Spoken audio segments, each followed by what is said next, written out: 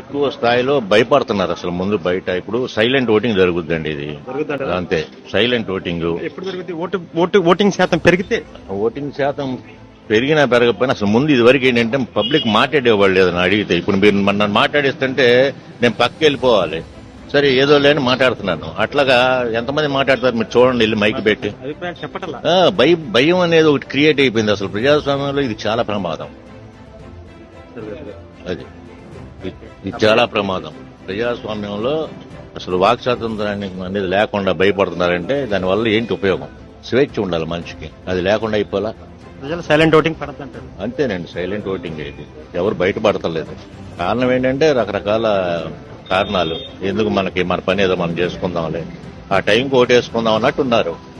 మార్పు అయితే అవసరం ఆంధ్రప్రదేశ్. అది చెప్తున్నానండి, మార్పు లేకపోతే నా వరకు నేను ఇక్కడి నుంచి షిఫ్ట్ అవటానికి రెడీగా ఉన్నానండి హైదరాబాద్ కి. దాంట్లో మొహాటం ఏం లేదు, నిర్మోహమాటంగా చెప్తున్నా. నాలాంటి వాళ్ళు కొన్ని వేల కుటుంబాలు రెడీగా ఉన్నాయి.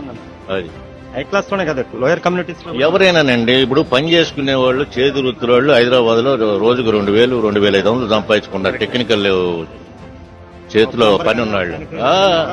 నాకు తెలుసు ఆ విషయం. అంతే అంతే కదా. ఇక్కడ ఏముందండి? ఏమన్నా ఉందా కొత్త ప్రాజెక్ట్? ఏది ఒక్కటన్నా ఏం లేదు. అక్కడికి వెళ్ళండి, శుభ్రంగా డెవలప్ అవుతుంది. ఔటర్ రింగ్ రోడ్ అంతా చుట్టుపక్కల అంతా రోజు రోజుకి వెళ్ళిపోతుంది అభివృద్ధిలోకి. ఇక్కడేమో ఉన్నాయి పోతున్నాయి. Thank you sir.